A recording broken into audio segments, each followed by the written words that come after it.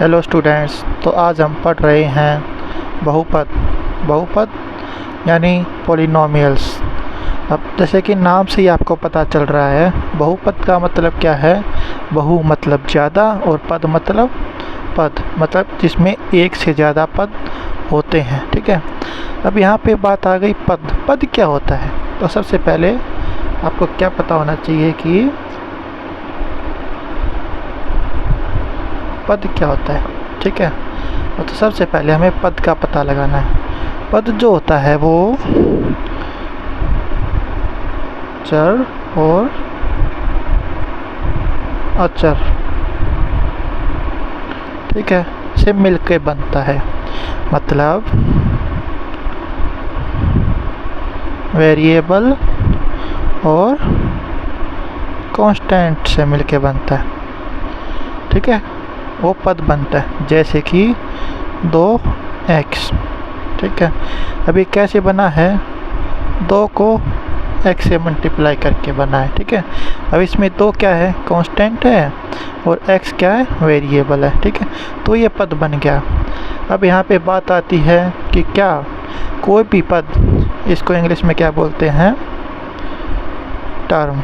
ठीक है, अब यहाँ पे बात आती है कि क्या कोई भी पद या टर्म है वो केवल वेरिएबल या कांस्टेंट हो सकता है। मैं आपको बता दूं, जैसे कि मैं यहाँ पे लिख देता हूँ x जमा y। ठीक है, अब इसमें एक वेरिएबल ये है और एक वेरिएबल ये है, ये 2 वेरिएबल है। अब आप सोचते होंगे कि भाई इसमें कांस्टेंट नहीं आया, लेकिन आपको पता होना चाहिए जो ये x है ये 1 से मल्टीप्लाई हो रखा है और ये भी 1 से, मतलब कहीं ना कहीं इसमें क्या है, कांस्टेंट छुपा हुआ है। लेकिन अगर मैं यहाँ पे ऐसे लिख दूँ, साथ में मैंने क्या जोड़ दिया, कांस्टेंट जोड़ दिया, अचर जोड़ दिया।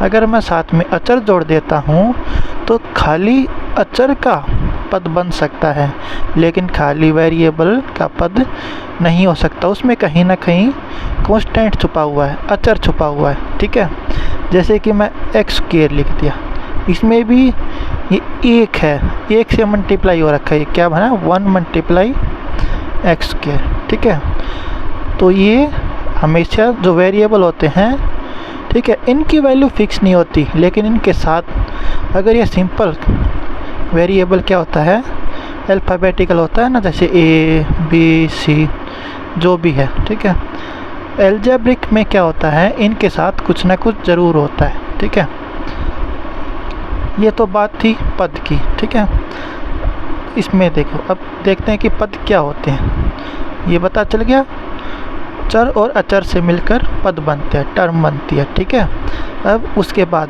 क्या करना है, हमें आपको पता होना चाहिए कि जैसे ये 2x हो गया, ये 3x, ये 5x, ये 6x और ये 7x जमा 1, 6x घटा 2। ठीक है, 3x स्क्वायर जमा 4 घटा 4x जमा 6। ठीक है, अब इसमें देखिए ये और ये जो है सारे, ये एक पद के हैं। ठीक है, एक पद, इसमें एक टर्म है। ठीक है, ये जो है इसमें 2 पद हैं। ठीक है, और ये जो बच गया इसमें कितने हैं, इसमें 3 पद हैं। कैसे, इसमें ये 1 1 1 1 है ना, इसमें ये 1 और 2 पद हो गए ना, इसमें भी 1 और 2। अब इसमें कितने हो गए, 1 2 3। ठीक है, अब जिसमें एक पद होता है, जैसे 2x, ठीक है, 2x हो गया, 3x हो गया, 4x हो गया। ठीक है, कोई भी हो सकता, पहला टाइप है ये। ठीक, जिनमें एक पद होता है उनको हम क्या बोलते हैं, मोनोमियल।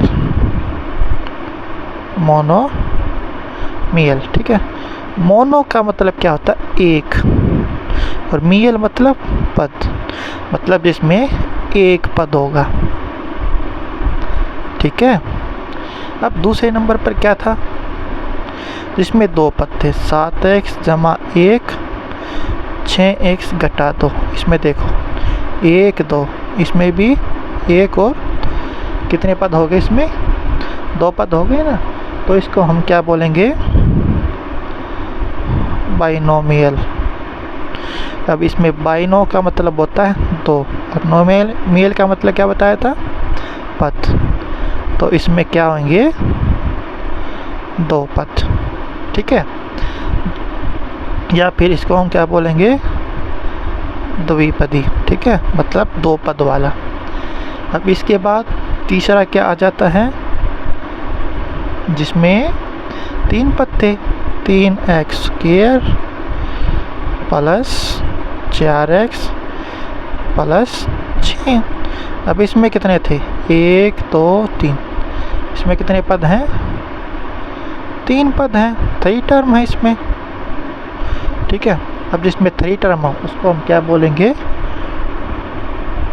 ट्राइनोमियल,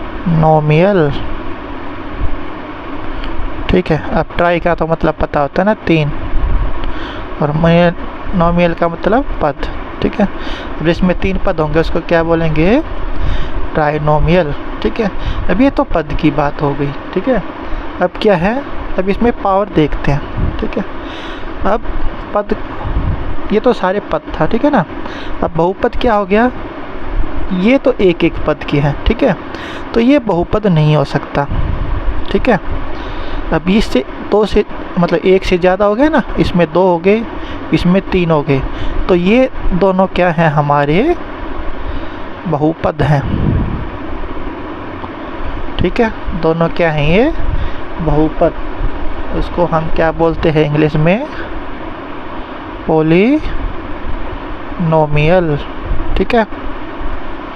क्या हो गया ये? अब पॉलिनोमियल हो गया, ठीक है। 1 से ज़्यादा अगर पद हो जाते हैं तो वो बहुपद हो जाता है, पॉलिनोमियल होता है, ठीक है। अब यहाँ पे तक तो हमने क्या पढ़ा था कि भाई पदों की बात थी, ठीक है। अब इनकी हम पावर बना देते हैं। अब हम क्या करेंगे? पावर देखना है, ठीक है। पावर मतलब घात, ठीक है।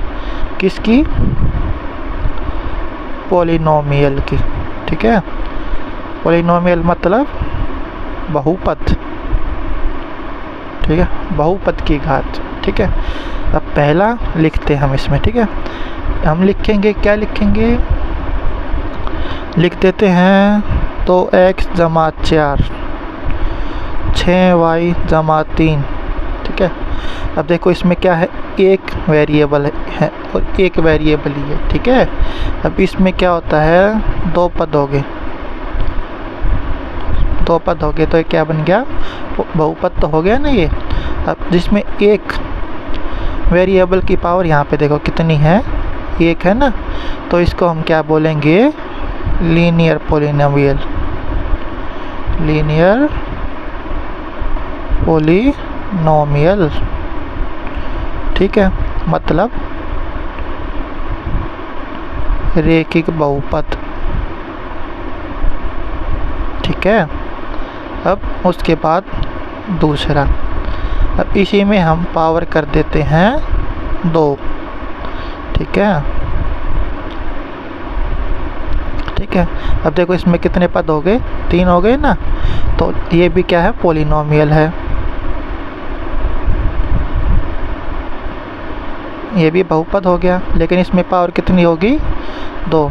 तो हम जिसकी 2 पावर होती है उसको हम क्या बोलते हैं? क्वाड्रेटिक, ठीक है, क्वाड्रेटिक पॉलिनोमियल,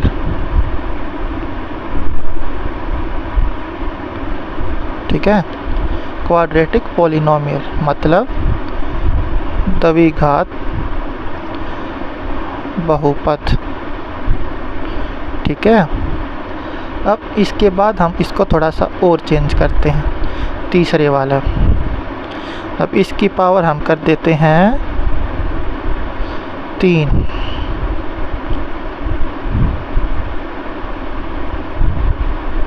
ठीक है। अब देखो इसमें फिर भी हो गया है, बहुपद हो गया ना।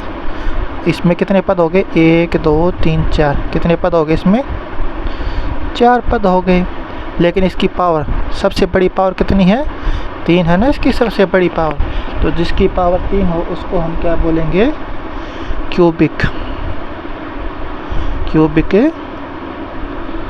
पॉलिनोमियल, ठीक है, मतलब त्रिघात बहुपद, ठीक है, ये हो गया त्रिघात बहुपद। अब हमने क्या पढ़ा था एक बार फिर से बता देता हूँ मैं। सबसे पहले बहुपद जिसमें 2 से ज़्यादा पद होंगे ना, 1 से ज़्यादा, ठीक है, पद चर और अचर से मिलके बनता है, ठीक है। अब खाली वेरिएबल से जो हो सकता है, ठीक है, आप लोग को लगे कि जो खाली वेरिएबल उससे कोई टर्म बन गई तो उसके साथ कोई ना कोई कोफिशिएंट, ठीक है, उसका गुणांक, मतलब जिससे वो गुणा हो रहा है, अगर ऐसे सिंपल लिख रखा तो उसके आगे 1 ज़रूर है, ठीक है। तो सिंपल वेरिएबल से और कांस्टेंट से मिलके पद बनता है, ठीक है। अब एक पद वाले को हम क्या बोलते हैं, मोनोमियल, 2 वाले को बाइनोमियल, 3 वाले को ट्राइनोमियल, है ना। अब उसके बाद पावर की बात करते हैं। इस सिस्टम में पावर 1 हो उसको लीनियर पॉलिनोमियल, ठीक है, और अगर पावर 2 है तो क्वाड्रेटिक पॉलिनोमियल, अगर 3 है तो उसको क्यूबिक पॉलिनोमियल। अब सेम ऐसा ही अगर इक्वेशन आपको देख के बतानी हो कि भाई ये कौन सी इक्वेशन है, तो आप कैसे देख सकते हैं, इसके लिए हमारे चैनल पर वीडियो अवेलेबल है, ठीक है। और जो चर और अचर है, ठीक है, वो अगर आपको समझना है तो उसके लिए भी हमारे चैनल पर वीडियो अवेलेबल है, तो आप जाके देख सकते हैं, ठीक है। अब बहुपद में एक बात हमें और ध्यान रखनी है, इसमें जो होता है ना ax की पावर 4, ax की पावर 3, ठीक है, जमा ax स्क्वायर प्लस ax जमा c, ठीक है। यहाँ पे हम b लिख देते हैं, आपको समझने में आसानी हो जाएगी, ठीक है। और यहाँ पे ये e। अब इसमें देखो, इसमें क्या हो रहा है, पावर घट रही है ना, तो हमेशा जो पॉलिनोमियल है, ठीक है, जो बहुपद है, उसमें पावर हमेशा क्या होएगी, माइनस होएगी। क्या होएगी, पावर माइनस होएगी, ठीक है, कम होती जाएगी मतलब, ठीक है, हमेशा ये इसकी स्टैंडर्ड फॉर्म होती है, ठीक है। अगर यहाँ पे 3 है तो ऐसे मिलती पाएगी, ठीक है, अगर 2 है तो ऐसे मिलती पाएगी, ठीक है। तो आप इसको समझिए, ठीक है।